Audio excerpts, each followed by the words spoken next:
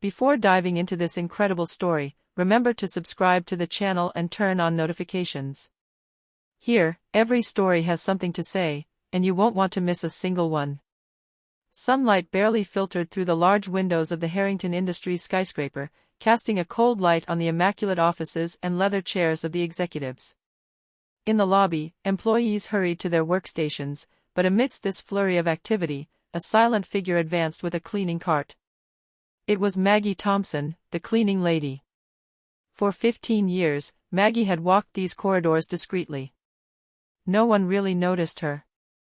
The executives, absorbed in their ambitions, considered her an insignificant presence, a decorative detail among the company's modern paintings and houseplants. Yet Maggie saw everything. Every file carelessly left on a desk, every stifled conversation, every calculated smile. She knew secrets no one would have imagined a cleaning lady could uncover. That morning, a particular tension hung in the air. Richard Harrington, the arrogant and narcissistic CEO, had decided to hold a management meeting in the main hall, and he was already in a foul mood. His reputation as a tyrant was well known. He enjoyed humiliating his employees to assert his authority. When he saw Maggie enter to do her work, a cruel smile spread across his lips. "Maggie," he said, gesturing theatrically towards her, "be careful not to tarnish our ideas today." The executives burst into laughter, some mimicking ridiculous gestures. Maggie simply nodded, unperturbed. Inside, however, a flame burned. Every sarcastic remark, every laugh, every condescending glance was etched into her memory. She knew she wasn't just witnessing these humiliations, she had the power to change the course of this company, to reveal truths Richard couldn't even imagine. On that day, the woman everyone thought weak and insignificant would demonstrate that a careful and patient mind can become more formidable than an army of arrogant executives. And the large boardroom, a place of mockery and contempt, would become the stage for a masterful revenge. The meeting room was spacious, its glass walls reflecting the cool morning light. The executives sat around the large mahogany table, some nervously tapping away on their laptops, others feigning attentive interest. In the center of this gathering, Richard Harrington stood straight, with a commanding air, ready to begin his meeting. Maggie entered quietly, pushing her cleaning cart. Her dark eyes scanned the room, observing every detail with precision. As soon as she passed Richard's desk, he pointed at her mockingly. "Maggie, you might as well dismiss our ideas too, while you're at it." A collective laugh erupted among the managers. Some pulled out their phones to film the scene, eager to share the ridiculous humiliation on the company's internal networks. Maggie continued cleaning the floor calmly, without a word. But inside, she was recording everything, the laughter, the mocking glances, the condescending gestures. "Have you ever thought about taking notes, Maggie?" a young executive asked with a sarcastic smile. She did not answer. Her hands continued their methodical work. Each pass of the cloth over the desk, each movement was a silent dance of concentration and observation. As the meeting progressed, the executives discussed figures, strategies, and contracts. Richard dominated the conversation, interrupting and belittling anyone who dared to express a different opinion. Maggie listened intently. She knew exactly where the loopholes and abuses lay: shady deals, illegal decisions, unfair treatment of employees. She had been quietly gathering evidence and files for years, without anyone suspecting the depth of her intelligence. As the meeting reached its climax, Richard bent down to correct a report that Maggie had overlooked, and said mockingly, "It seems like even Maggie could do better than you, but hey, at least she doesn't complain." Laughter erupted again. But Maggie remained motionless, betraying nothing. Every word, every humiliation, strengthened her resolve. She knew that this day, or another, would be the moment to turn the tables. And she silently prepared to strike where no one would expect it. The meeting had just ended. The executives were leaving the room, some still laughing at Richard's teasing, others eager to share Maggie's video on their phones. But Maggie remained for a moment, standing in a corner, broom in hand, observing every detail with almost military precision. She knew the habits of Richard and his executives, the glances they exchanged when they thought no one was listening, the files they left lying around, the weaknesses they believed were invisible. For years, she had discreetly amassed evidence and information, internal memos, compromising emails, dubious contracts. It was all there, carefully compiled in a binder she kept at home. As she pushed her cart through the room, Maggie noticed Tom Reynolds, the finance director, slipping a document into his bag with a guilty smile. She mentally noted the name, the gesture, and the time. Every detail mattered. Every mistake or illegal maneuver would serve her plan. After a few minutes of cleaning, Maggie made a detour to the photocopier and discreetly photographed several sensitive documents that Richard and his executives had left behind. She knew that power lay in information, and she had amassed enough weapons to change the course of events. When she finally left the room, no one paid any attention to her.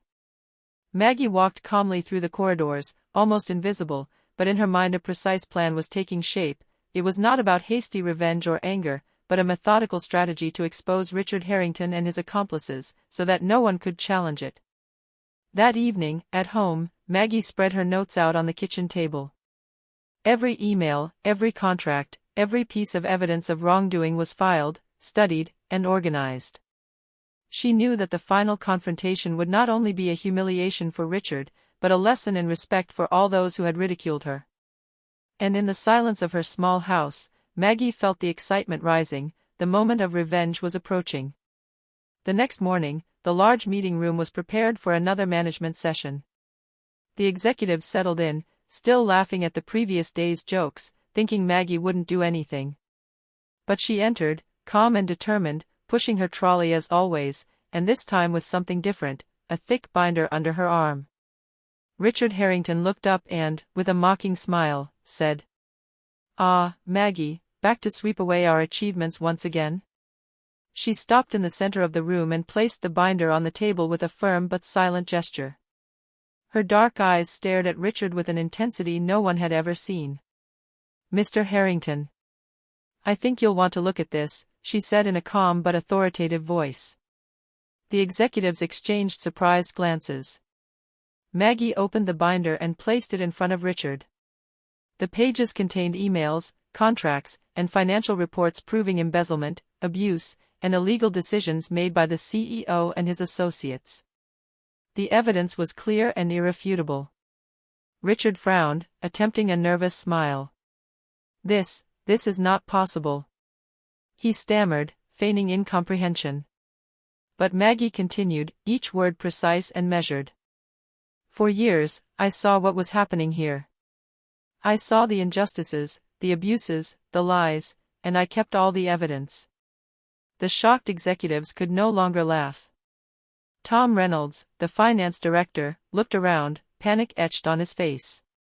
The once mocking room had become a theater of silence and tension. Richard tried to take the file and close it, but Maggie held him gently but firmly.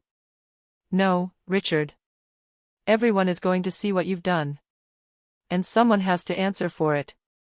At that moment, the door suddenly opened. The chairman of the board, alerted by Maggie before the meeting, entered the room, his serious gaze fixed on Richard. "Richard Harrington, following a review of the documents submitted by Maggie Thompson, the board has decided to relieve you of your duties with immediate effect." A heavy silence filled the room. The executives, initially complicit, remained frozen, unable to speak. Maggie, imperturbable, put away her notes and continued cleaning, as if nothing had happened, while Richard, red with anger and humiliation, was escorted out of the room by security. For the first time in years, Maggie Thompson was no longer invisible. And what she had just done would resonate in every office of Harrington Industries for a long time. A few hours after the confrontation, tension at Harrington Industries was at its peak. The corridors, usually noisy, were eerily silent. Executives whispered among themselves, some horrified, others trying to salvage their reputations by feigning ignorance. In the large boardroom, Maggie entered one last time that day, broom in hand and a quiet little smile on her face. The board of directors was already present, along with a few key executives. Richard Harrington, visibly nervous, was trying to compose himself, but he knew his empire was beginning to crumble. The chairman of the council stood up and declared in a firm voice, "Richard Harrington, after careful consideration of the evidence provided by Maggie Thompson and our own internal audit, the board has made a decision. You are immediately relieved of your duties as CEO. Richard tried to protest, but not a word came out. The documents spread out on the table clearly exposed his failings, his malfeasance, and his abuse of power. The executives who had once supported him remained frozen, some lowering their eyes in guilt. Maggie watched the scene calmly. The laughter, the mockery, and the sarcasm of the past were now turned against Richard. The executives' gazes were now fixed on her, a mixture of respect and astonishment. "It's over, Mr. Harrington," added Maggie, her voice clear and confident. The security guards escorted Richard out of the room, while the remaining executives understood the lesson. Underestimating someone simply because of their role or appearance could backfire spectacularly. Once the room was cleared, Maggie picked up her broom and continued cleaning, as if nothing had happened. But in every step she took, there was a quiet strength and a clear message. True power does not always reside in the title or the costume, but in the intelligence, patience, and courage to stand up to injustice. That day, Maggie Thompson was never again simply the cleaning lady. She became a symbol of justice and respect, proving that even the humblest can overthrow the powerful when they are ready and determined.